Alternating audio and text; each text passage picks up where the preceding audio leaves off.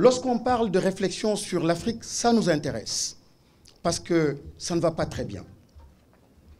Même si nous sommes obligés d'espérer, parce que nous sommes dans un espace d'éducation, mais lorsqu'on évoque des taux de croissance depuis 2000 qui tournent autour de 5-6% un peu partout en Afrique, on se rend compte que ces taux de croissance ne s'expliquent pas par la performance du système interne de nos organisations, de nos hommes.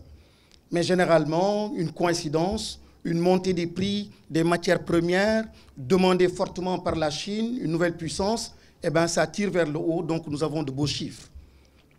Mais l'impact de la pauvreté est toujours là, les souffrances sont toujours là, les problèmes d'éducation, les problèmes de sécurité et de migration, ils sont toujours là et nous les vivons.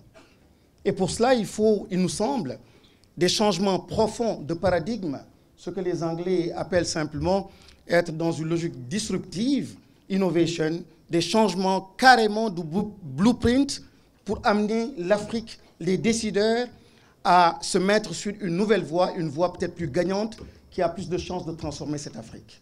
Nous avons un réseau de représentants d'Europe et d'Afrique. Nous sommes partis à 60 avec un groupe de travail et nous sommes plus de 3500 aujourd'hui.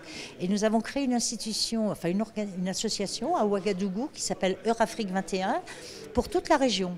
Et avec Eurafrique 21 et les entretiens africains que j'anime sur Paris, nous organisons des conférences tous les mois en Europe et tous les 3 mois en Afrique pour l'instant.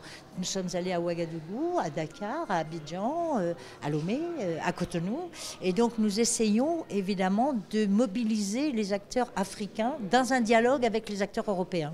Très souvent, ce qui manque, c'est la volonté politique. Parce que pour pouvoir réussir l'intégration régionale, il faut que les États acceptent de mettre en œuvre les décisions qu'ils ont prises, disons, de manière souveraine. Parce que vous savez, tous les chantiers de l'intégration régionale démarrent, c'est vrai, par une réflexion au sein des communautés économiques régionales. Le plus souvent, c'est comme cela.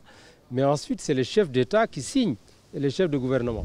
Maintenant, quand ils rentrent, il faut qu'ils acceptent de ratifier, il faut qu'ils acceptent d'incorporer dans le droit interne et il faut surtout qu'ils acceptent de mettre en œuvre. Parce que la mise en œuvre, c'est à toutes les échelles. Parce que si vous prenez l'intégration commerciale, si un produit quitte le Burkina Faso pour venir au Sénégal, sur tout le trajet, vous devez avoir la facilitation pour que les produits puissent circuler sans entrave.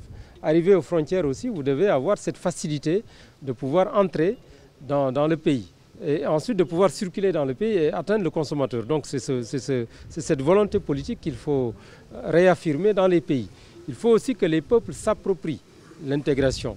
Le troisième élément, c'est l'efficacité aussi des organisations sous-régionales, parce que ces organisations sous-régionales doivent aussi développer des capacités de suivi, d'évaluation, mais surtout améliorer aussi leur capacité de proposition.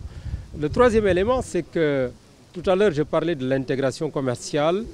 Tant que vous n'aurez pas également un réseau d'infrastructures adapté, vous ne pourrez pas développer le commerce, parce que le commerce suppose un réseau d'infrastructures ferroviaires, des routes de bonne qualité, mais également le transport maritime.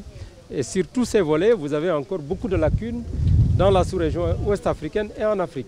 Le quatrième élément, c'est pour pouvoir échanger dans le commerce régional, il faut que également les pays puissent développer des complémentarités. Mais si vous avez les mêmes milles au Sénégal et au Mali, bien évidemment, vous n'aurez pas de commerce. Donc il faut que vous ayez cette stratégie de développement de complémentarité pour qu'il y ait vraiment du commerce, que certains pays également, et tout le monde d'ailleurs, doit progresser dans la manufacture avec des produits relativement différenciés pour que le commerce puisse s'établir. Sinon, on n'aura rien à échanger, on va seulement commercer avec l'extérieur.